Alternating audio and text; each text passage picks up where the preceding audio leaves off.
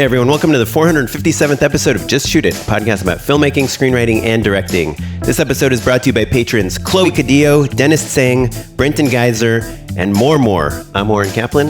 And I'm Matt Enlow. Today we've got the second part of our New Year's Eve panel episode with Carlin Hudson, Roxy Shih, and Maureen Barucha. If you haven't listened to the first part, do yourself a favor, go back an episode, listen to that one. This is a panel with a bunch of pals. We are talking about the future. We're talking about 2025. It's a cadre of incredible working directors with a ton of insight, and we get into it. What we are thinking the future is going to hold, what we're hoping for, our hopes and dreams, a little bit of AI conversation. This is a little bit more of a party than normal, and we're into the late hours at this point. Is the second half the one where you pressured me to give away my magic mind? I think so. Okay, so you'll hear about Matt trying to extract magic mind from me. I was trying to embezzle a magic mind. Magic Mind sponsors the episode, and Oren has been on his magic mind journey. I drank mine too I'm a quickly. newbie. He was having fun in Thailand shooting, and I was like, I'm just going to write the Great American Screenplay.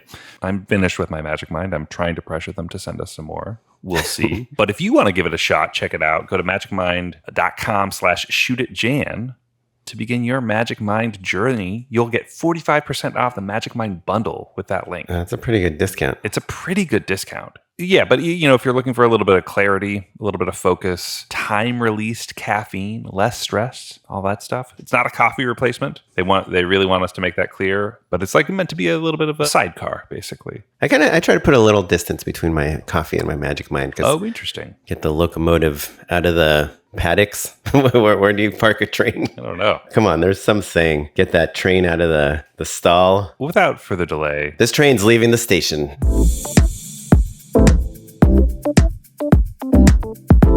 Predictions? Yeah, or like hopes for the next year. Yeah. Maybe a hope and a prediction? You guys don't want to call shots? What is calling shots? Yeah, Give us an example. Shots. Shots. What's a good prediction? I feel like I had a couple driving over here. I think that verticals are going to be a big thing for people this year, actually. Yes! I think there's going to be a lot of verticals. I think there's going to be a lot of people doing that work, right? And then I think it's going to be pretty big for commercials as well. I think those two categories, are going to be great. I don't know. TV is going to be rough, is my hunch. I think that I think everything's unknown. And I do think after last year where they did cut back so much that it does seem to be here's the thing. They didn't greenlight new shows. So what is there to watch? Right. Yeah. So we're going to have to watch something, is what you're saying. I think that means that there's going to be new things that are going to have to be greenlit and made. So to me, that means that there is going to be stuff, and I think because they did cut back so much and they killed so many things that there's only room again for kind of new and fresh shows with different characters to kind of come to the surface. Might be less, but I think the stuff that we're going to get is going to be more quality. So here's the big question for this group when it comes to television. We have been, I'll say stifled, I'm 2 glasses of wine deep, by the generation ahead of us, right? Some legends whose work we love, but who have decided not to retire in their 60s. You preach. Well, I think I think there's another factor too. Okay, tell me. I think it's also, this is controversial, I think, but it's gifting episodes to crew. Ooh, boy. And actors. That's hot. That's hot. I think that yes, you should be able to do 2 different careers and try things out. But I do think that there is something that's happened where too often, instead of giving, career people that have worked on their craft for many, many years an opportunity. I get why it's happening because you're closer to the show, you know the show better, you put your time into that show. But when I think the scales have tipped too far where new episodes and new directors, those people are getting opportunities from the shows themselves rather than looking for mid-career directors and other directing who are looking to break in, right? Yeah. So an actor or something like that is what you're saying? Yeah, and I'm not saying. I know many actors that are. I think many actors are great directors. Many DPs are great directors. Many editors are great directors. So I'm not saying that those are not compatible, but I do think the scale has tipped too far where we're giving people that are not career directors that have worked on the craft opportunities. Sure. But just to ask, you're saying mid-career directors aren't getting these episodes that are being given to, whatever script supervisors or editors. But they want to try it out. I want to try. But what about new, early career directors literally have like no chance to get into TV. I disagree. I think that all the programs are for new directors, for new voices. Right. So you're talking about 15 people. Not even diverse. I mean, What's a non-diversity program? Can you name one? yeah, NBC does like, they do Launch, which is like for men and women. It's not just, it's basically for new voices. And also I think we're in a landscape where, you know, they're trying to kill all DEI things. Yeah. So I think we're in a really weird, precarious place because I do think that like the mid-career people have been shut out. And when I mean mid-career is like they're working in verticals, they're working in commercials, they're working in indie films. And it's like they've put in those 10,000 hours, but they're not necessarily like fresh off the, you know, like out of film school or like had their first movie at South by.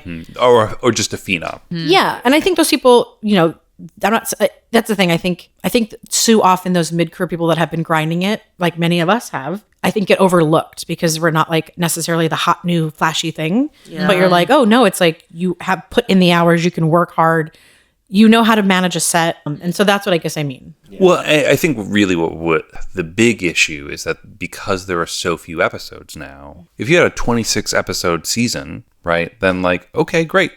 Every editor gets an episode and 6 new people get an episode and there's 3 people from these different programs. Yeah. Everybody gets an episode because, you know, so-and-so is tired. So-and-so has a golf appointment. They don't want to direct this week's episode, right? And I think it would be very easy for an editor to say, like, well, I have been on this show for 3 seasons and they promised me an episode 2 seasons ago and here we are. The grass is always greener, right? Yeah. But we're really all feeling the contraction, right? Mm-hmm. And there was also this thing during COVID where they're like, well, we can't just have new directors every week because, like, you know, contamination, all that stuff. I feel like that was something that was said and then just is like, but now it's just easier for production or like. Right. Like, let's just have one director direct the whole season. It's very common now. I mean, I just think, I do think that I think there's good and bad this year. I think that there's a lot of hoarding going on. Like, there are people that are getting they're getting like all the work in TV. Yeah, and instead of, like, I would hope that if that carrot was dangled in front of me, I hope that if someone was like, you can do all the episodes of this show, that I would be like, this year, when things are so hard for everybody, let me take what I need and make sure that there's enough to maybe help some other people spread it around. And that's going to take other directors. Pull another chair up to the table. Yeah. And that's what I think this year has been a lesson. Because again, we're talking about going back to our roots. I think what I hope this year taught me is being humble and being like, I remember now what it's like to not have a place, you know, to like not have my home, to like be floating, to like be really like have a lot of wins, but also feel like, oh, I'm still like not exactly where I want to be. I'm not making the money that I want.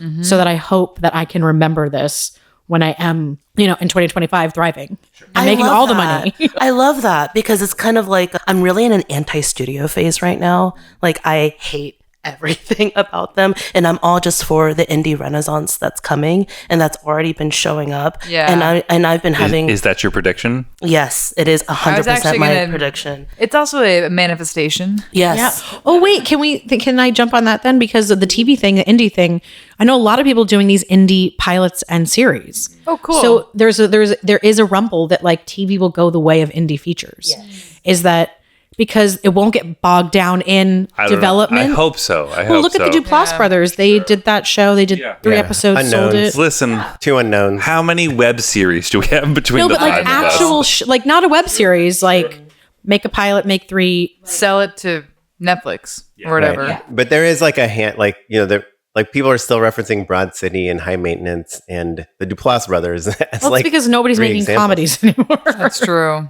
But I think it's a super rare thing, and like you can't say the Duplass brothers are like outsiders. No, but I know a lot more people that are like, I did this indie pilot, and I'm like, what's happening? And even at South by and at Sundance, like there's like episodic things that like that didn't happen years before.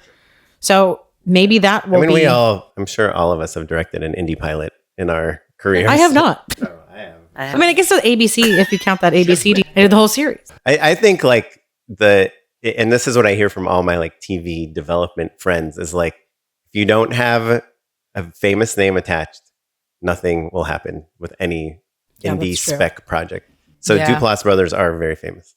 You know, like I think if you do a TV pilot and Margot Robbie's in it, or her production company is making it, then even if no studio is attached yet, like you can probably sell it, But I think if just we're making it with like really good actors. But do you think, maybe I have another prediction, is that's what studio heads and people that run, like that's still the model that's running on. But I feel like we are also in the time of like the death of celebrity. Yep. Yes, that's like that. Like celebrities, happening. Like look at the selection. Like they didn't do the masses. Selection? I feel like the culture right now is just really. If we want to I don't want to super talk politics, but we can. But I just feel like the whole like let's trot out all the famous people that's going to get people to vote. There's like an anti that, and so I think that the rise of TikTok, like it's actually like the more mundane, real people. That I think that like it's hard because we're in the middle of it, right? We live in Hollywood, we work in Hollywood, so we're still so celebrity driven that I do think that there is like a death of the celebrity a little bit. Like an anti. Right, but like at the end of the day, like what we are worried about is people hiring us to. Right, but I think those people are wrong about like who sells shows. Right. I mean, I guess there's like a baby reindeer every once in a while, or a but this is for predictions, right? Like I think as we're seeing things contract, as we're seeing things get more expensive, right? That there is a gulf between a $200 million movie and then everything else, right? So we're always going to have our Star Warses. Yeah. But is there a breakout movie this year that doesn't have a celebrity in it? Like a super famous honestly, like celebrity? One of my favorite movies this year, it does have a celebrity, but Sing Sing. Yeah. Oh, I love Coleman Domingo. And but he's not also super famous. No, I mean, he won an Oscar. Yeah, but like or he's going to win an Oscar. Yeah, sure. Yeah, but I mean, that movie also, I'm so interested in like how they made it. I think it's going to be like an award. Yeah, it's an awards movie. It also everybody got paid the exact same. Like the model of that movie. I'm like, let's see more movies that are like that. Yeah, and I think Oren, there is that mentality of like, oh well, a hit movie, but Sing Sing's the best example. Everyone's getting paid the same. Everyone's making the same. So if that movie makes $2 million, $10 million, $50 million, that's real meaningful money for all parties involved. Exactly. So yeah, but they have to cover like distribution costs, marketing they'll be costs. lucky no, but that's the thing. The movie came it's down going to make because more than $2 everybody. million. It's Yeah, definitely I gonna think so. make- Oh, 100%. Yeah, because it's But going to what get was the budget? I know the producer. I can have. You should have. Yeah, I know you should talk to her. That'd be She's great. awesome. That'd be awesome. She's based in Austin. I think it's like a good. I think it's that, and there was another movie that I think the same thing happened where like they brought the cost. I can't remember what it is now. It is very hopeful, I think, the way that everything has been reflected in terms of our industry and its landscape, that everything that was done is no longer working. So now it's like power to the people. It's like what's happening in global politics and the world. It's like happening in our personal lives and also happening in our work. Like I will say, even though I was just like talking shit about those verticals, that when I started shooting them and I was talking to my producer, I was like, this is so much fun. I was like, I feel like I'm not dealing with, A-list celebrity actors that, need to be talked to a certain way. Or, I have a prediction, Roxy. Let me finish this thought, but then I was like, I'm working with people that have no egos. I'm in LA again with my friends. And, my Beacon was, I've shared Beacon on this podcast and it was completely damaging to me. And I said to her, I was like, I would rather do this than go through that again. Yeah. And that really, for me to acknowledge that out loud was something that I was shocked to hear myself say. And I just thought, you know what, I've already touched it, like I've done I've come so much farther than I could have ever imagined. And when I got there, it didn't feel as good as I thought it would. And it's like, really, why am I doing this? Is so I can play in the sandbox with my friends. And I didn't make a lot of money these past few years, but what has that taught me? That I could sustain myself even without making a lot of money. And I'm still a very happy person. Right. And so what am I craving all of that for? Like, why do I need that validation? Why do I need so much money? I don't, and it's like, after letting all of that go, nothing can take that away from me. Nothing can take my creativity away from me. No one can make me feel like I'm fighting for their, like I need to prove myself to them anymore because I'm it, bitch. You know what I'm saying? So it's like, I think that was like the biggest takeaway. And that's why I'm so excited for next year. Like I haven't really made a positive prediction in the past few years. Like I'm just like, it's just gonna get worse, and next year's gonna be very telling because so many old systems are gonna fall apart and we're gonna watch it burn, but we're also gonna be the ones that build it back up. Yeah, and look, film has been cyclical since the very beginning. Remember 2 years ago, theaters are dead. And like this year was not that much worse than 2019 at the box office, which is pretty much a win. Yeah. And the box office was kind of back Also, this year. tickets are like twice the prices they were, but yeah. I want to be like, why can't they just be cheaper? I don't know. It's cheap anymore. Nothing is cheap anymore. Yeah, I do think like the macroeconomics of everything, like none of the numbers that we talked Add up. about 5 years, like when you talk about that $500,000 feature, it's just like it's $1 million feature today. Like Yeah. it Yeah, just that's is. true. Yeah. You That's get the true. exact same amount of labor. Like during COVID, when all these people were working all of a sudden in 2020, like everyone's rates doubled, you know? And then obviously everything's so expensive now in rent in LA. It's just weird. Everything in the movie world, I feel like everything that because I have 2 movies that I'm taking out and I'm attaching talent to. It's like you either want to be like under 5 or like over or like a big huge. You know what I mean? It's like Yeah, a weird totally. schism where you're like, there's no like middle. Nope. Although I think there's a few companies that are popping up that I've had meetings with recently that are like, yeah, we're doing like around $10 million. I was like, what? Oh, that was the Yeah. other movie, The Brutalist. Yeah. Like I haven't seen it, but what I've heard about it is that like it's It's only Adrian Brody, right? It's $10 million movie. $10 million movie, but it was like I mean, again, I haven't watched it, but the director was like the line producer as well. Yeah. So it's like it's like a 4-hour long movie. And Yeah. we would all like that, is what I'm getting at. Maybe not Oren. Oren loves money, but like, you know, I mean, I do want money. I lie. we all want money, but like what we're getting at is like we don't need to be rich, is what I'm. I mean, I do want to be rich, but but have you guys seen Thelma? That Yeah. movie? Oh, I wanted to Do see you know it. what the budget of that movie is? like 3 million. I think it was Small. 2.5. $5 million.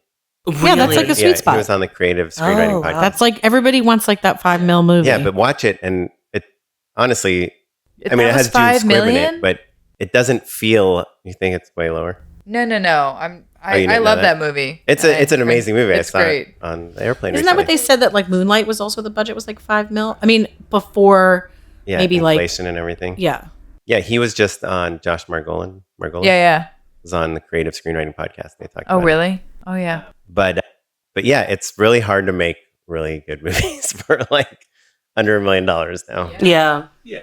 And maybe Dee or something like that, you know, that just captures some highly But that was specific also thing. no. Yeah, Really? I would be surprised if that was under. Even though there's like literally 0 famous people in it. If we're making movies at this low budget and we're having to like make movies that look great and the crew has to like suffer and whatever, it's like if everybody feels like that if the movie wins then we all win. That's what I hope that we can take away from that Sing Sing model in some way, shape, or form. and look, that's points, right? Like I think Sing Sing gets I don't think that it's done with points. I think one could, depending on the deal, the distribution deal, I think points could be a meaningful way. Like on See You Next Christmas, like once the investors are made whole, which will happen relatively soon, everyone gets a cut of that movie, whether you were a PA or whatever else, right? And that's not that crazy for an indie movie. It's just that the movie has to make money, Yeah. right? That's the real trick. Yeah. My prediction for you, Roxy, was that you're going to shoot another vertical and you're going to like it. Oh. You're gonna like it. Gonna Am have a I gonna good like it? Am I time. gonna die? Yeah. We're gonna have tacos in 3 months, and you're gonna be like, "This one was great." Oh my god, no. You can't do them, back to back to back to back to back. But True. like, You need a break. You know, that's true. I might just go back to it like a toxic ex. I'll just give him another chance. You just want to feel that. I mean, being on set is a drug. I always think it's a drug. I mean, I know. I'm just trying like, to get that fixed. This is the fuck boy, you know what Yeah. I'm saying? The one you can't get rid of. Yeah. And I'm just like, well, I got nothing else to do. Let's go. all right, well, you put it that way. Now I feel bad. It's all good. I was like, oh yeah, literally seconds ago, I was like, 2025 is the year, guys. Like, Indian Renaissance, let's go. I just wrote my next feature. Everything's going to be great. I'm on that high where I think my first draft is really good, but I know it's not a few I weeks love that. later. I mean, I wish get on that high. Yeah, I feel pretty amazing right now. Did you just finish it? I just finished it 2 days ago. Yeah. And, Did you read it? I mean, I don't know. You're like, I wrote it. I don't. I did. The thing is that like I I've lived had it. this character in my mind for 10 years, and I've never put her on paper because the people that I met at the time, producers I met at the time, were not aligned with me. And you're young and stupid, and you don't know who to trust. And they were just like, no one wants to watch that. And then, but she always sat in the back of my head. And then now that I've They're like to this Barbie level, come to life. I don't think so. Exactly. Exactly. How did you know? Oh, it's already been made. And then I pitched it to, these producers I really like. They're like, oh my God, I'm producing your movie, but I actually like this one. And I'm just like, oh, great. And they're like, you have to write it. And then I soft pitched it to a couple of other companies. And they're like, we've never seen anything like that before. And I just went, okay, well, what do I have to lose? Like my own fucking imposter syndrome of like not getting things right in the first. And so I keep thinking about you. And then I started like listening to like screenwriting podcasts and like, you know, about peopling and like reworking my system. Cause I always work out in the morning. And then now I'm like, okay, well, if you're kind of sleepy, you kind of want to just start writing right away. And I'm like, okay, then I like write from like 7 until noon, and then I'm like, when do I work out? And I was like, oh, do I go on a hike now? Yeah, I go on a hike then. And then the gyms are less. And then I people later.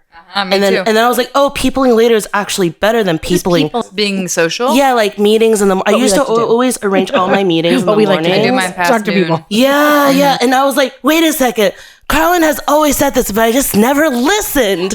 And I was like, and now it's actually working. And I love it. I love getting up before the sunrise. And I was like, wait a second.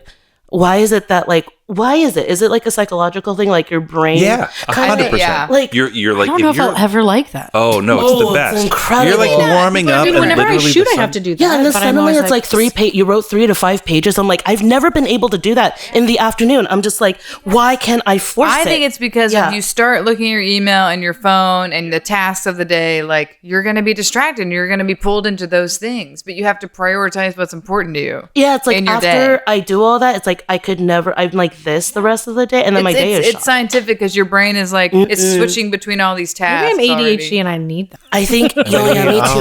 are. We all. I have If you have ADHD. a phone, you're pretty much like ADHD. Yeah, you do work at night. You know that's because of your family It's because schedule. the email. Yeah, like no one's emailing. I've already read all the New York Times. That's when you could do your headlines. deep work. Then, Yeah, and Like, that's when you do it sometimes. You're like, oh, I had an idea at 1 a.m. Yeah, or like I like Insomnia. making like little videos. Yeah, or editing stuff. I haven't been up at 1 in like 10 years. Yeah, Just we're if I grand. was like ill, like, this is like way past my bedtime right now. I was vomiting essentially. Like after this, I want to put this video on Instagram tomorrow. So I'm gonna go edit it tonight, Oh wow! and I think I'll How many I'll hours spend do you a few sleep hours. a night? Not that. between 6 and 7, I guess. Oh, That's not bad. Yeah. That's not bad. I like to sleep 7 or 8. Yeah. I like to sleep. 8 is good. 8 is a sweet spot. I got this Apple Watch, and it's been like, I think most people don't wear it at night, but I mainly just wear it at night to track my sleep, and I can. Yeah. Because I thought maybe I had sleep apnea, and I thought it was like not. super I have a well. CPAP. It's amazing. It's yeah. sick. Yeah, it is very hot. you just- Yes. Oh, well, the thing is, I thought I didn't because I always slept on my side, and then I did the test. Did I tell you about this? But Okay. I feel like Matt is probably texting me about how we're like so off topic. Wait. Can I tell you? that my wife wasn't texting me. Let me tell you about this CPAP thing, because then I did the test, Oren, and it says that I was in supine for most of the night, and that I was only breathing. My breathing was cutting out 38 times in a minute. Oh, you should get an Apple Watch or a Fitbit or whatever. 'cause Or an my- Aura ring or whatever. Yeah. Yeah. Oh, everybody talks about an ordering. Yeah. Yeah, I should Anyway, get my an watch Oura. was like, no, you're sleeping fine. Oh, Yeah. Well, if Tim do you Cook feel says he's sleeping tired though okay, when you then- wake up? Do you snore? Don't we all? You don't complain about being tired. Yeah. Wait till you try a CPAP. It's amazing. I had I like did a sleep whole study, revolution. and they said I'm fine.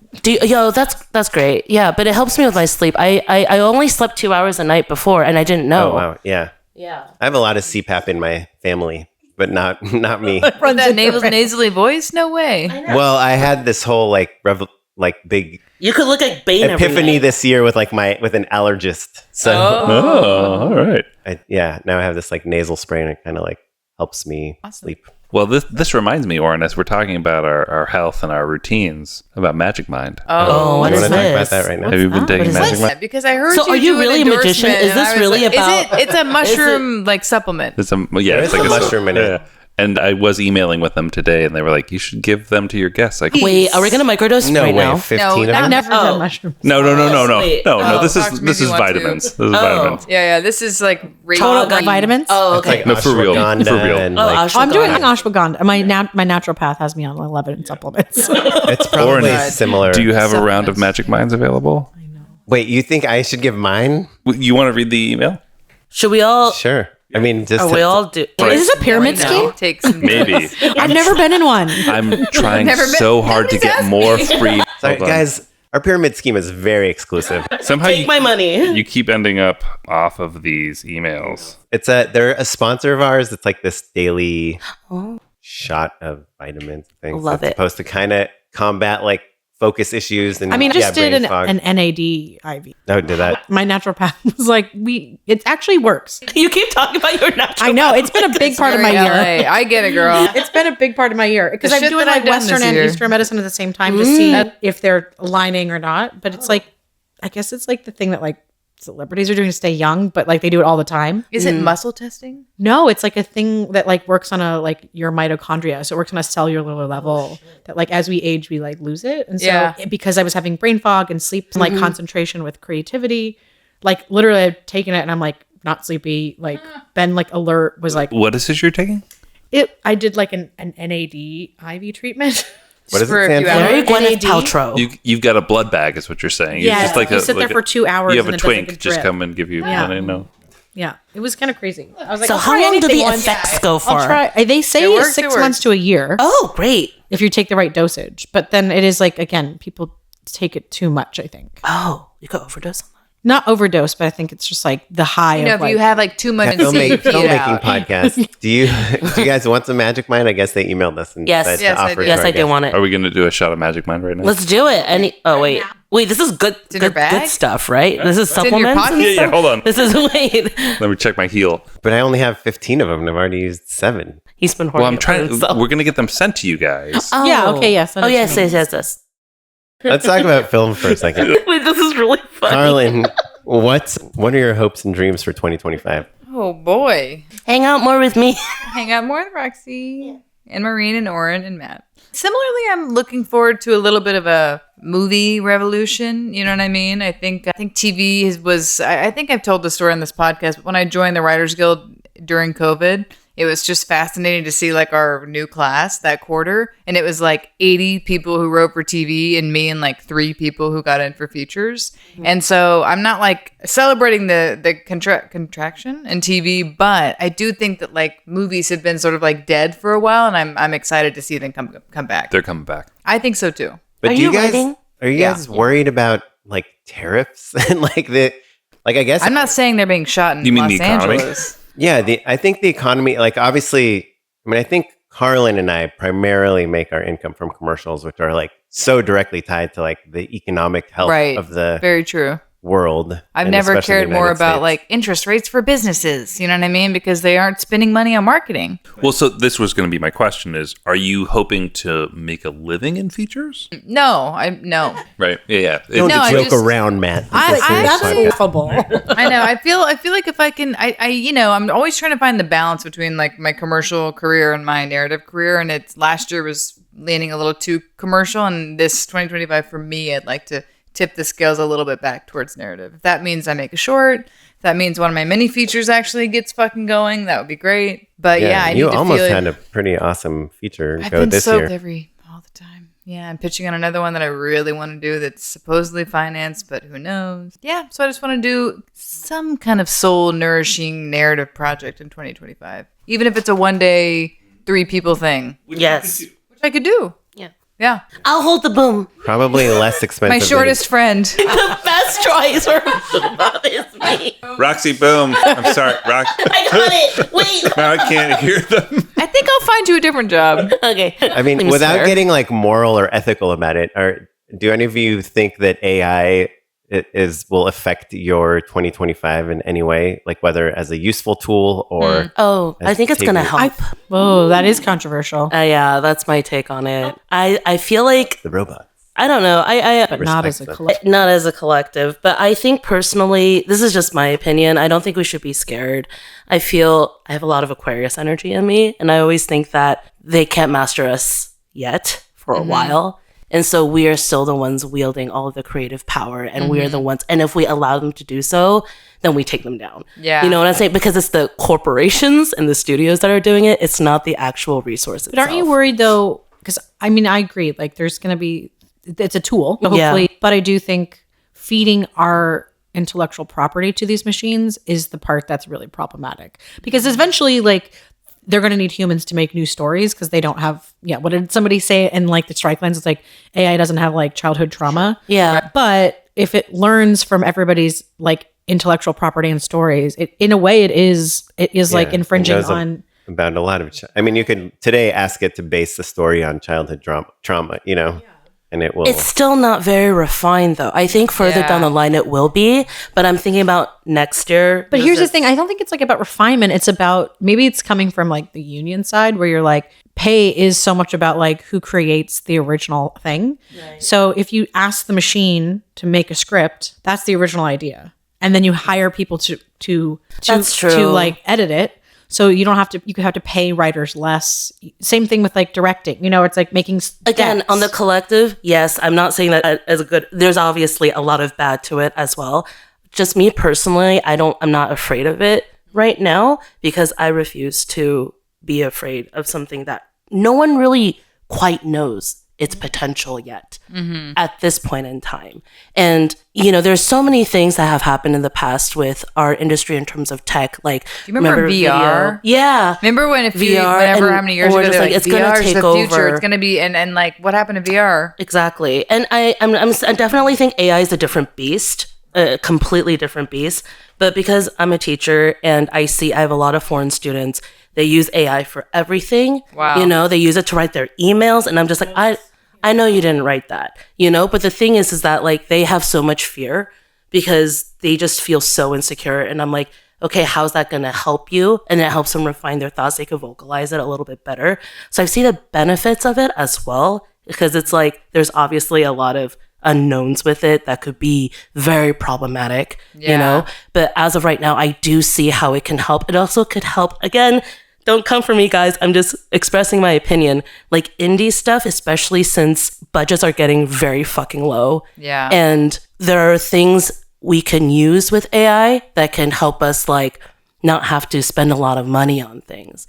So again, it's about seeing where your potential and the root of your messaging is. Like, sure, they could create the IP, but I still think that we as the creative authors with a human experience, we wield that power. And they can help us. That's my opinion. Of course, who knows? A year or two down the line, how devastating it could be. We could be wrong for sure. Right. But it's like, for example, it's like, what is that new Tom Hanks, Robin Wright movie? Mm-hmm. Yeah, here. And then they de-aged them using AI so they could play those characters. Like, there's a good and bad to both of it. You're taking the opportunity from a younger actor, and all of these things. But I'm just thinking, as a micro-budget filmmaker, someone who has always been in that space, like how much more I can use and take advantage of it to make my ideas more profound. So for me, I take that part of AI and I'm excited about it. On a greater level, I 100% hear you.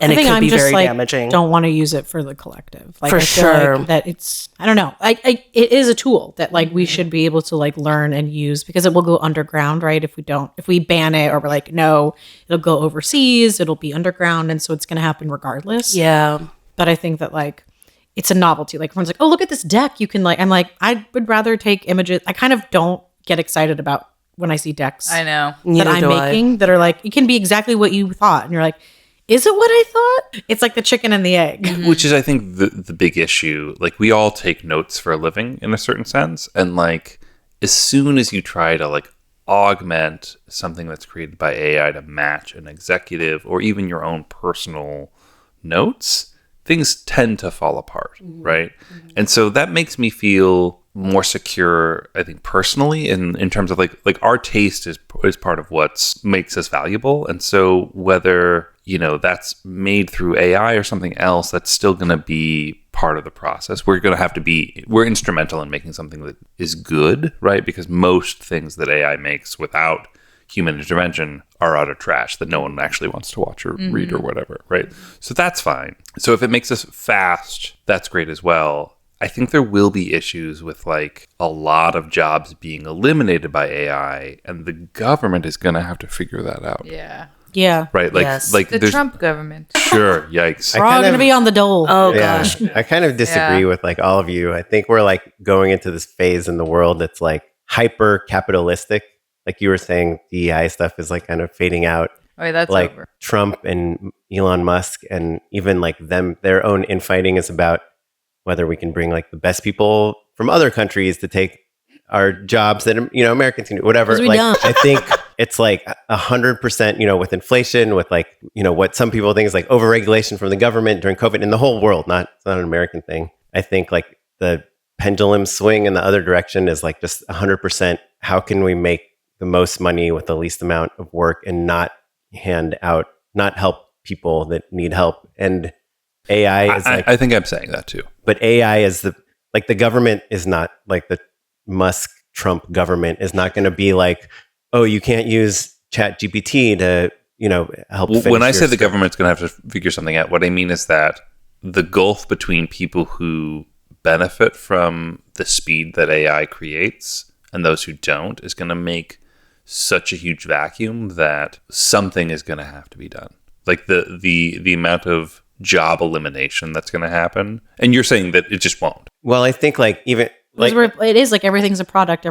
How much can you work? How much can you produce? How much can you like? Yeah, but maybe AI means you don't, instead of spending 5 hours rotoscoping something, or like, I mean, even you and I have seen in just like audio recording, like we take the shittiest audio recordings now and put them through like Adobe Podcast, which is AI, and it's like giving you incredibly usable audio. You take a short film that you made that was mixed at some place and you can't get the stems because the person that mixed it doesn't work there anymore.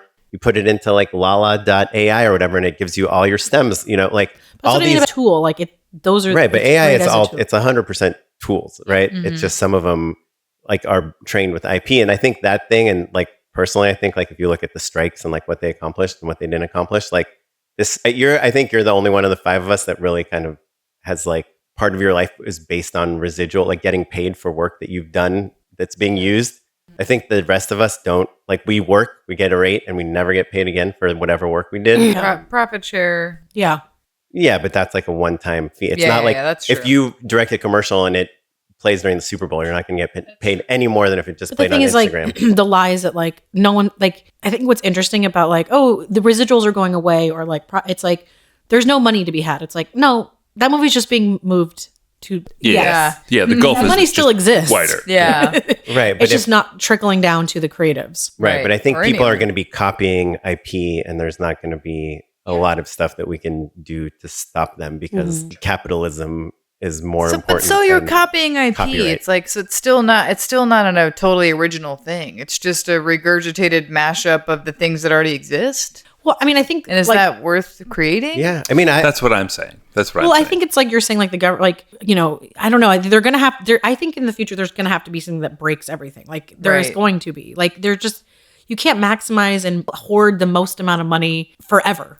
Like, yeah. The Or, scales will tip. or Gilded there's Age. revolt. Right, Do you know right. what I Yeah. mean? Like, I guess I just think that for the creative field, and this I don't really care about like the non-creative stuff, but for the creative stuff, like I think the successful people are the ones that can, and this is like my theory on pitching and stuff too, but is that you just have to like make every piece of work like hyper personal, Yeah. to you. That's part of what's hard about TV, I think, where you are, it depends on the show, but I think some shows it's hard to like put your stamp on them. I imagine if you're you're making episode- something for somebody else's vision. an episode of Law and Order or something. But I think everything else, like that's the stuff that will beat like AI, and you have to use AI. You have to be like, look, we got this CG character for like $10 instead of $10 million because of Yeah. AI, and now we made this like awesome story that's all about. I mean, me growing it will up. be interesting in the future. Like, again, I don't know if you guys saw Nosferatu. Yeah. It's so amazing. But it is an interesting thing to be like, obviously there was an original movie, and this 100 years later, his take, his vision, his perspective on it, it's like, that's the thing I think that AI can't do. It's like, you can replicate, but what is your Right. perspective or take? They can never take that from us. right. And the VFX artists who are modeling whatever blood streaming out of somebody's eyeballs or whatever, those jobs are going to go away thanks to AI. And that's what I was saying is the thing that somebody has to figure out, unless, eventually all It the will jobs fall go away. apart and burn. So that has to happen. Yes. And that's across all business sectors. But here's the thing I was talking to somebody else that I'm so curious about is that, you still need humans, right? To like oversee, but there's going to be like a divide, right? Because the humans that are like overseeing AI and doing all the things came up through a system that they learned all the things. So at some point, that middleman is going to go away. So you're just going to have all people that knew how to do it and they're going to die off. And then they're going to have all new people that like, oh, I've only known how to use AI to like write notes. Sure. So I don't know how to compose an email. Like, I don't know how to write a paper because AI always helped me do it. It's like that. I mean, I think a lot of people have had this idea of like, what if I went back in time 1,000 years, you know? And I was in the times of like Jesus or Moses or whatever. And we know about all this stuff, but we can't personally know where to find oil or build a gasoline engine or even start a fire. Like we got no skills aside from like using our And very also, we're modern the tools. golden children. We're the millennials, the last of the analog age, you guys. Like, how special is that? You know? After, I'm worried for every generation after us. Like, I mean, I guess I hope, like we talked about in the beginning of the thing about like millennials and not millennials, Gen X, and about, right? Gen Z. Gen Z. Gen Z. I always, Gen Z, yeah. that I hope that they do have like, you know, rather than just like sitting around being lazy or like, I think that they are anti-capitalists. So maybe there is something that will happen in the new gen that will counteract. Like, again, they're going to want fresh stories. Like they're not going to be happy with all the regurgitated stuff. History repeats itself, and after everything burns, something new builds again. So I'm actually, again, even though it sounds very scary, everything that's going to happen next year, it's all because it's supposed to happen for the greater good. That's what I believe. Yeah. We're all going Me to too. wake up. Is that? Can we just get personal real quick? Goals for 2025. Anyone want to go first? I said mine. Maybe somebody asked me hopes and dreams for. Oh yeah, I asked you. Yeah, and I was like, I wanted to. But I feel like those macro, like you said, features are going to be the thing. But do you have No, personal I said goals? I personally want to do some creative thing next year instead of just commercials. Yeah, that's pretty specific. I have, Thanks. I have 2 features, one probably 5-7 mil range that Merman is producing that I wrote that hopefully will get That's Ben Stiller's company. Sharon Horgan's company who does Bad Bad Sisters. So good. Yeah, so they're producing, and hopefully we're about to like meet at the top of the new year to probably get financing, you know, stars attached out to one more star. And then another movie that I had shelved 5 years ago that I wrote that's like a bigger budget movie, just attached another big star. Can't say who it is yet. So hopefully that'll be the beginning of like those 2 movies, and then hopefully getting to and percolating on some Apple shows to direct. Do you get? There's no guarantee of an episode, but Apple's been great and like, you know, picking shows that they think will vibe, and so hopefully getting to do something. So just maybe doubling my work in TV this year, which was Can you 2 tell episodes. them to like promote their shows? Maybe. I know. They're great shows. Yeah, They're great shows. Don't just promote them. Yeah. So that's what I hope is specifically those 2 movies that I co-wrote, that talent is attached to them, that I can get some money for them, and that I'll do some more work in episodic. And I would like to break into commercials. You're welcome. Thank you. Oh, I'm like, can't wait to see your finished funds next year. Me, I want to be very selfish next year, and I actually want to say no to every directing job, but I'll probably do a vertical. Only if I'm hoping to actually get writing work. So I'm hoping that with this, I'll be able to do adaptations. I actually don't want to be on set that much anymore. And I only want to direct my projects. And I have a couple attachments. I have a project with Denovi, I have a project with Significant that are in attachment phases. And yeah, I I don't know who I'm becoming. I really want a quiet life. So I really like this writer side of mine. Trad. Yeah, no, absolutely not. Like homesteading is different. You know what I mean? Like Yeah, a little bit. I want to be a trad wife, but like for myself. yeah, but like a And- feminist. Yeah. Not super Not for a religious. man or anything. You're or just a any hippie, sort of- is what we're saying. Yeah. Going back to my roots. I'm very anti-capitalist, very very anti-everything, very anti-system right now. So I kind of want to be a little bit more selfish next year. So I think You're overall, anti-capitalist, but you love money and you want to be more selfish. That's do like not that's all love of it. it. Actually, I just want enough to live. But if I get a sugar parent, I'm not gonna complain. Listen, all Oh wait, right? can I add 2 things to mine? No shame. No shame. I would like to get a home this year. Oh, that's a good one. That's a good one. Take my Actually, stuff- I I think like that's that. I like priority. that. Take my stuff out of storage. Well, I need a job to get a home. Right. Love that for you. I don't like the nomad life. I mean, the nomad thing has been nice to do for a year, Been in but I would different like to take my neighborhoods. stuff out of storage. in the general Southern California vicinity. Yeah, I too, mean, right? here's the thing. This year, I have to give gratitude to everybody that has been so generous, whether it's my family or friends that are shooting movies that are letting me like crash in their house while they're gone. So I'm kind of like, and again, I've gotten to try different neighborhoods. Like, I'm like, oh, do I like downtown? Do I Like it's not so Pasadena? bad is what I'm getting at. Can I right? ask you? Yeah. Sorry for this tangent, but you used to direct Jimmy Kimmel like 52 weeks a year Yes. or 50 weeks a year. Yes. Like, do you miss that insane amount of money you were making? like, Yes. every I week? mean, it is. And getting to work with like A-list people like every week. Yes. I mean, the thing is, I knew when I was directing on the show, it is literally the best job in town. You're like, you are working a stable job, which is like, there's no stable job in this town. You're getting paid bank. Like you're working with celebrities. It's super high pressure. You have a community. There's other directors. Wow, what is that like? I had to I was like, oh no, I don't want to get glamored by how awesome this job is because it's not exactly what It's not exactly your I job want to be for 30 years Yeah. if you don't find a way out. And Yeah. you were around a bunch of people who'd been doing it for 30 years. Yeah, I mean, the show has now been on for over 20 years, and I think there's like at least 10 people that have been there for 20 years. You know Wow. Joe Tracy? Yeah. Oh, he's Joe's a dad at my great. son is goes to And here's the thing, I still feel so connected and close to them. I just like I'm on a text chain with all the directors. Like it is a dream job, but ultimately, like that's I think maybe I wouldn't have gotten further in my career if I had said yes to more things. I was always internally checking, like, is this what I want to be doing? I'm like, no, I want to be doing narrative. I want to be working with actors and telling story. So I was there for 3 years, always knowing that like I can't get comfortable because it was really easy to be like, oh, I can go on trips. I can take care of my parents. I can, Ellen like- was sort of a similar sort of situation. I think you were 100% right. Yeah. And again, I do miss it. I'm especially when this pandemic happened, they were all was still working.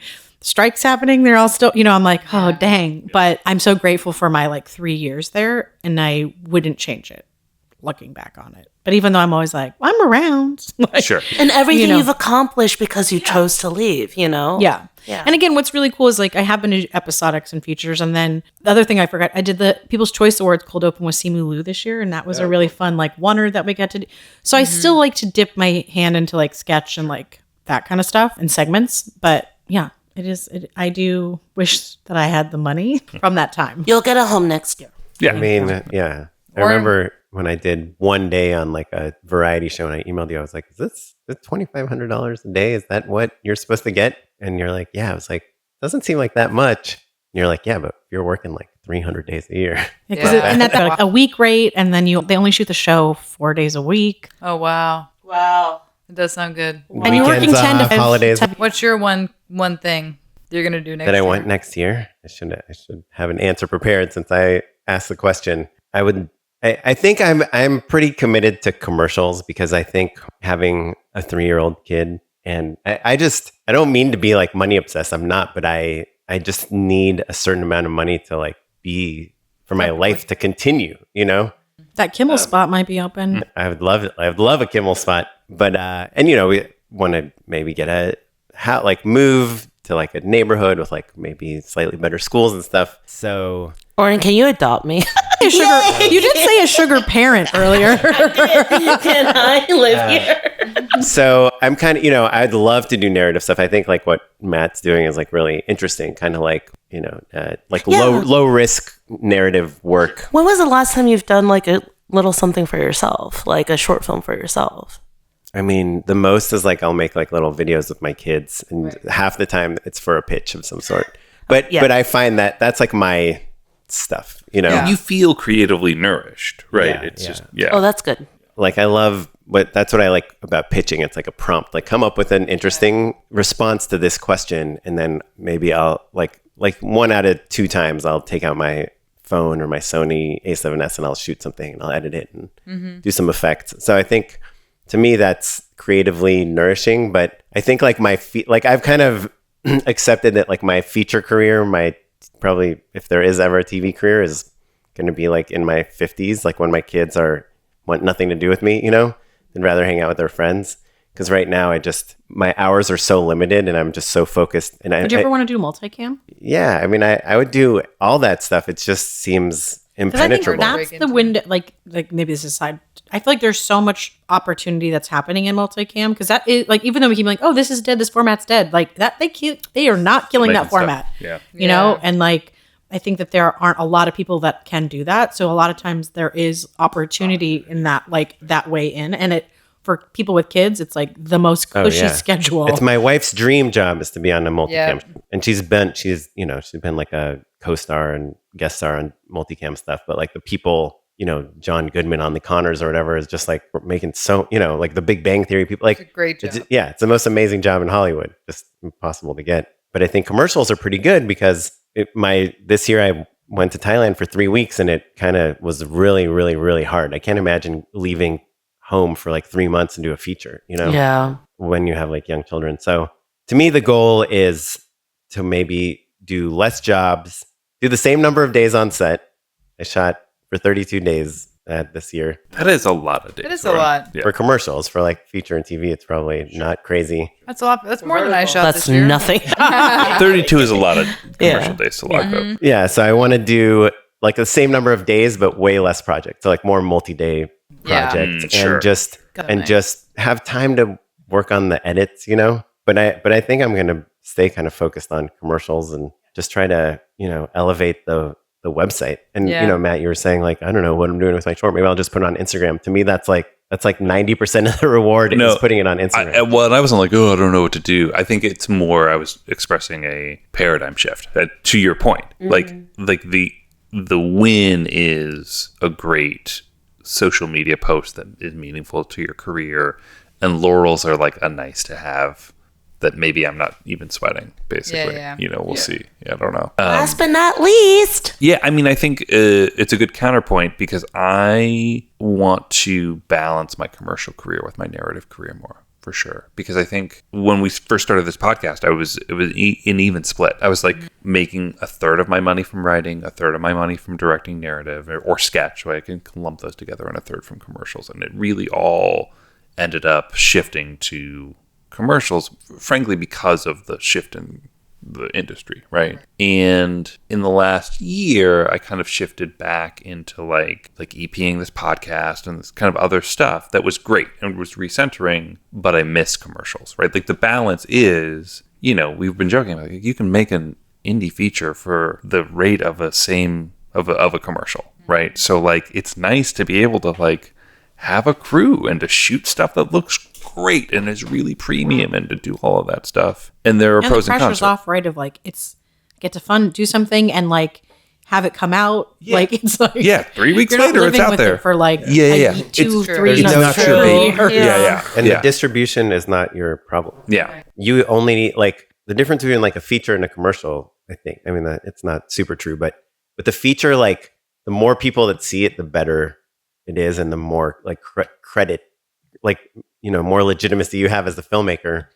With the commercial, it's like That's still like a Super Bowl commercial. Oh yeah, a Super Bowl commercial is its own. It's like you won an Oscar if you get to You direct a get one Super of Bowl those commercial. in the bank, right? Not You get paid always. the same. We don't get residuals as DGA Yeah. commercial directors or non-DGA commercial directors. You don't get any. You just get your rate. And sometimes we had a director on, Justin Polk, that just did like this interview for Nike, and they ended up running it during the Super Bowl.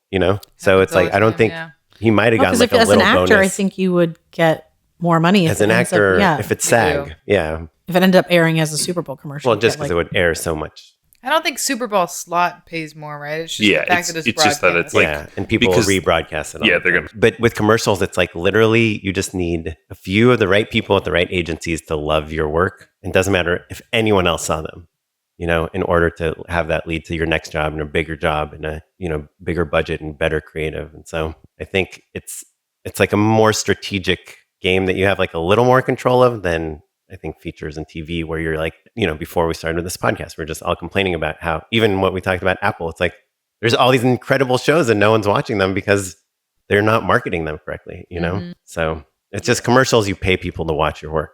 Yeah.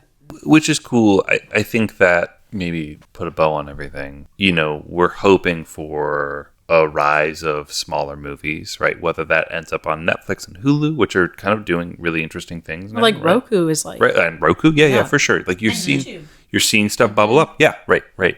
maybe that's in the independent space. Maybe it's kind of a mixture of all of the above. But I think that like, I'm hoping that we can reclaim the initiative that we all had when we were younger of like shooting that web series, call it an indie pilot, call it an indie film, whatever, using that energy to fuel our more lucrative parts of our career, whether that's a studio writing career or an episodic TV career or whatever, or commercial career, right? Like, and I think when I first started, I remember seeing directors doing that, right? Like it's okay if you don't get rich off of your indie movie. Yeah. If you're still making a good living thanks to that indie movie. Yeah. Right. And that's always been the goal. And I think I just lost sight of that a little bit. Get back to your roots. That's right. Should we do a very quick round of unpaid endorsements? Unpaid endorsements. Carlin, I'm going to kick it off with one for you because the prompt this time was like, oh, a thing that you did in 2024 that has helped you, right? Like a practice that you've had. And mine is aiming to go to bed by 10. Ooh, and it's helped you. Yeah, for sure. Yeah. I feel so much better. By 10. Yes. By 10. Like shutting your eyes at 10 or being in bed and like winding down by 10. Ideally asleep at 10. Yeah. Yeah. It doesn't always work. Sometimes you got a podcast, right? Or whatever. Sometimes you work late, whatever. Yeah. But like if you're aiming for 10, I not like bad. that. And look, sometimes you splurge. Sometimes it's like, let's watch a movie. You stay up late. It's okay. But because I've had that bank of sleep that it took me 3 years to catch up on, I can afford to watch a movie every once in a while. I love that. I love that for you. Yeah. I'm basically doing what you have preached on this podcast for years now. I'm I'm life coach. finally implementing it, and I am realizing that it does have an effect on your day and your overall system. So yeah, love getting up super early now, like 6, sometimes 5 if I'm feeling a little bit crazy. Yeah. You know what I'm saying? I know what you're saying, love yeah. it, and I love it. Then you get you have a little coffee. Oh my gosh, yes, a I little just get coffee. so hungry if I wake up that early. That's my only problem. I'm like, that's an extra meal. You know, Yeah. just always very hungry. Oh my I do second dinners. But there's all that ritual, the kind of ritual, the quiet, and then it's like you're brushing your teeth, and then you go and get a coffee. You make your coffee aesthetic look really nice. You know, you have the perfect Do my morning ceramic mug. pages? Yeah, Do you do anyone do morning pages? I do late night journaling though. So I close my day with writing, and I start my day with writing. Awesome. And so yeah, I absolutely love that, and I like doing. I'm like now incorporating workouts in the afternoon. I'm a changed person. I'm so happy. Awesome. Like genuinely happy. It's so weird. And the least, the less I interact with people, the happier. It's a problem. But I love people. I think that's like the weird thing is like I love people very deeply. Some split of introvert, extrovert. You know? Yeah. And right now I think I'm in my season of like deep silence. It gets dark early. Yeah. I'll come out in the spring and I'll start skipping around in spring. Yeah. I'll see you guys at 9 p.m. in the summer. My system this worked for me. I guess too, I mean, sort of on your workout thing, I've always been really active, but man, getting like really into team tennis this year has been so fun to be a part of a team. No, I play single. No, I'm in a league. I'm just imagining 15 people I'm on in the court. This sounds cool. I'm in a league called Hot Tub Tennis Club, which we're in USTA league. I'm in another league called I'm injured again, so I'm not playing right now. But like, yeah, being a part of a team has been really fun because also most of the people in my league are not in the film business. Oh, that's cool. That's cool. That's good. We don't give a fuck about what I'm doing. Nobody cares. They're like, oh, cool, whatever. How's your serve looking? You know what I mean? It's just nice to talk about something else. Yes. And then my other quick one is this year I feel like I really got a hold of my finances systems. And now I use, thanks to our friend Eric Kissack, I use You Need a Budget app.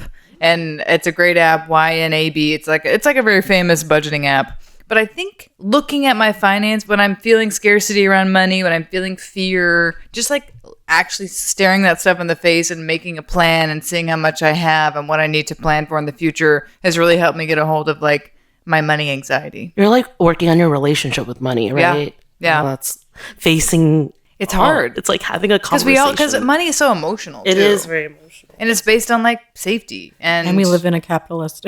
Right. Yeah. And we don't know what our next paycheck is going to be. Yeah. So I think for me, I learned this year that like avoiding it wasn't the right move. I needed to like look at it every month. I balance my budget. You know what I mean? Our parents balance checkbooks.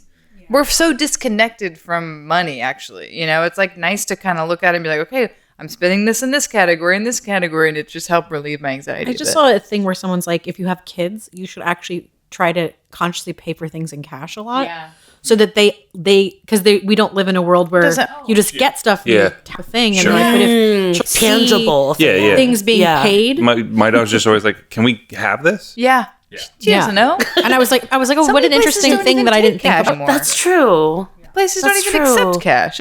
You just got to tap the magic card and ding, it'll pay. I've already talked about it on here, but this year has been an interesting, like, seeing a naturopath. Like, you gotta know who this is. Shut up. Yeah, like, what's their name?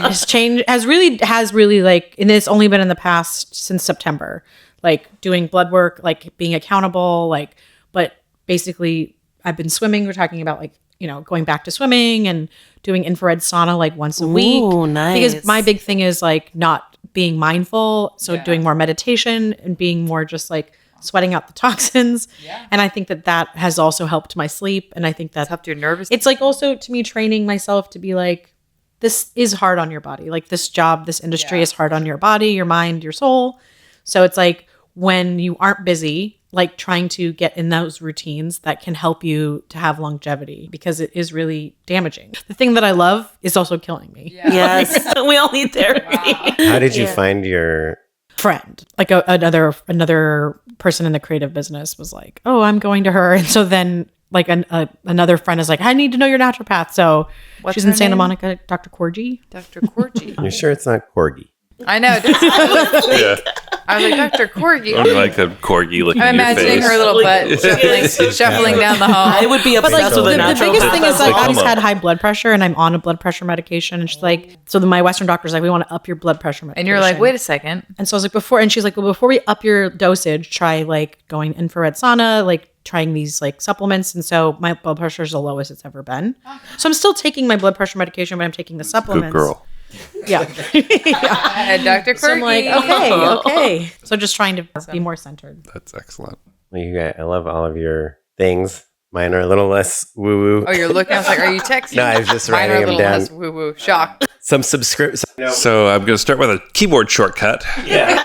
That's a real bagel type callback. No, but you're talking about like being disconnected from money and spending. And I feel like we're all just like constantly subscribed to everything. Like I'm actively, I think maybe I do this at the end of every year, but I'm just like trying to unsubscribe to all emails and stuff. Like I literally went on Wayfair one time and I get like 5 emails a day from them. Like do you want 10%? Or like Temu? I'm just like, I've never bought anything. I'm just trying I haven't either. Because, what we talked about, like you just getting an email. Oh, I have an email, like, and then it's from Wayfair. Like you're ruining my day, You're wasting my time. Not going to want to buy anything from So me. actively unsubscribing to things this year, I've been trying to do. Here. On that tip, we were talking about early morning deep work. I leave my phone in the other room. Yes. You have to. You absolutely have to. That is imperative. Just none of that. Yeah, but then it's not tracking your steps, Matt. Who cares? Who No. cares? I can hit. That's why you got to put the Apple I Watch on. truly think that like years from now we'll be like, oh, those ones were an affliction, like a real curse. Yeah. Yeah, that, I We'll mean, have when them we were implanted worried in our about getting brain. chipped, it's like we already are. It's our phone.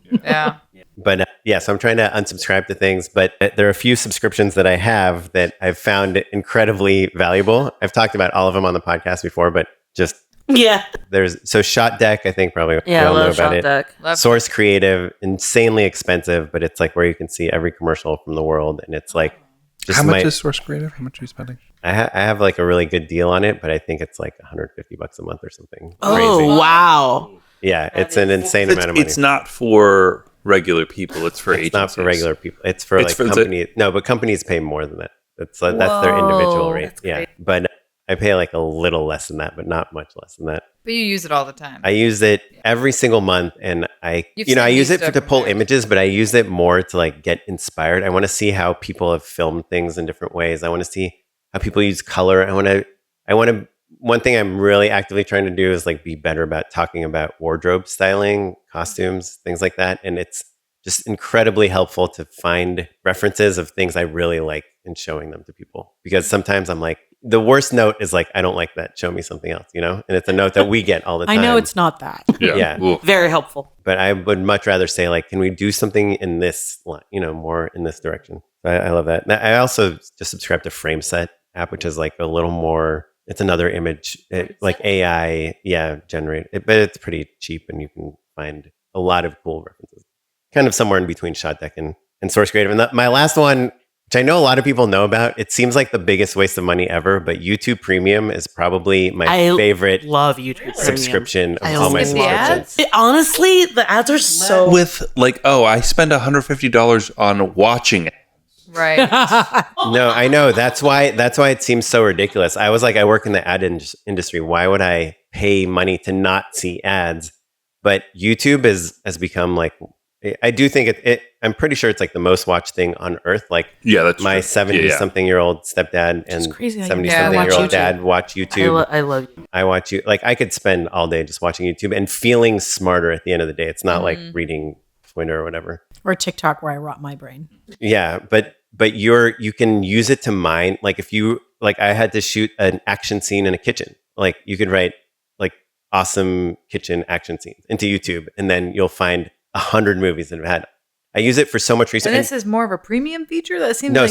So then when you're clicking through those 100 things, if you don't have YouTube Premium, you have to watch an ad every other video. It's literally life-changing. You can't scroll through. Yeah. It becomes a tool as opposed to like just a place where you watch videos. I used to just suck it up and just like watch the ads. I'm like, I don't want to watch YouTube, but I always need YouTube for something. And then like after I paid, and it's like what, $14 a month? Well, I do...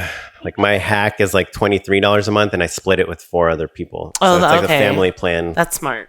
But I know. I'll send you a few bucks. I already... Too late. You can start... You can split with me. You can split with me because I have an account. Yeah. But it's so... It's really helpful. Yeah. Like, if there's only one website I could go to, it'd probably be YouTube. So my other two... One is like... This is kind of from something I was really against. Jordan Brady, our friend who's a commercial director, was like, when I lose a job, I call the other directors and I congratulate them. Yeah. And I'm like, I'm never fucking doing that. Like, I hate those people. I just worked so hard to lose this job to them. Like, I'm so pissed off. And this year I turned like 180 degrees on that. And I just follow them on Instagram. I like their video, not in a weird, like, revenge way, but I'm like, I want to know, I've etched their name in the wall. Oh, I probably lost this job because she has like amazing beauty stuff. He has like incredible like performances. She has, whatever, like really cool camera moves. And I start learning like why I lose jobs and I get better at the next jobs. And I become friends with a lot of these people, like a lot of it. And obviously we have this podcast. Like, I think Matt and I are like, if we were going to pat our back on anything, it's like, we're especially good at talking to other filmmakers. And I think finally I've extended that to like pat our backs about something. Instagram, where just following all the people we're up against and becoming more of like a community and less of like battle, I think is also is does really it make helpful. it, because I feel like that when I lose a job to somebody that I know, I actually am like, I feel better about like not getting the job because I'm like, I'm glad that it went to somebody that I like respect or know or care about. Not that you know these people that well. Yeah, and I think it's like, I mean, I have this job coming up in January and I really like this DP, and I saw that he shot like almost everything of one of the directors that was also up for the job. And I'm like, I feel like I should not hire this person because it's kind of like a dick move. So I feel like there's like a camaraderie and just like following each other's careers, you know? And then the last thing, and this is kind of Vince Pione, who's like one of the owners of Art Class where I work. I was complaining to him about some job. It was like a big budget. We worked really hard and I felt like the final edits were just like not good. And he was like, you got to stop thinking about like each job as like its own thing. Like, oh, this is one sound effect is wrong or the music isn't great or this. He's like, you just got to think of the collection of your work. Like when people check out who you are as a filmmaker, they're going to be like, oh, he did this and this and this. And he worked with this person and did this cool thing and worked in this genre. And he kind of helped me like sweat the tiny details a lot less. And it's a now, tapestry of Oren. Yeah, but I think for all of us, like now I'm like, if it's something that is not like my favorite thing I've ever made, I'll just be like, okay, this sound, like I'll give some notes, and if they don't take them, I'll be okay with it. I'm trying to stress less about like all the tiny details. My vertical is called Whirlwind Marriage Secret Twins, and that will forever be in my tapestry of work. Say it again. Say the title. Superhero Babies. Wait, say the title of the other one. Whirlwind Marriage Secret Twins. So is there any punctuation between those? There's a comma in between there somewhere. Whirlwind Marriage, comma, Secret Twins. Yeah, I'm like, cool. Everyone check out Whirlwind Marriage Secret Twins.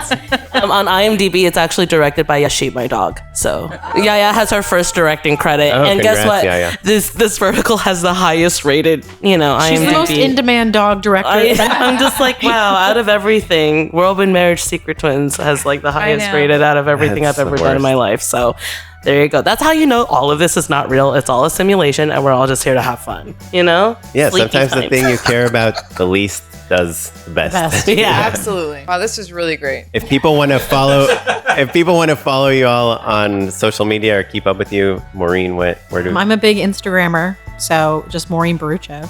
MaureenBharoocha. Yeah. Yay!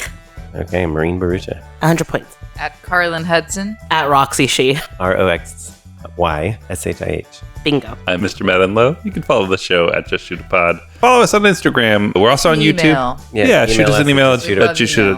justshootapod@gmail.com. Or you can follow me at O'Kaplan. This episode hopefully was edited by Kevin O. Yang. Thanks, Kevin. Because it's so long. Thanks, Kevin. Our producer is Tyler Small, and you're listening to music from the Free Music Archive and the artist Jahzzar. Make cool shit in 2025. Heck yeah. Happy New Year, guys. Happy New Year. Woo!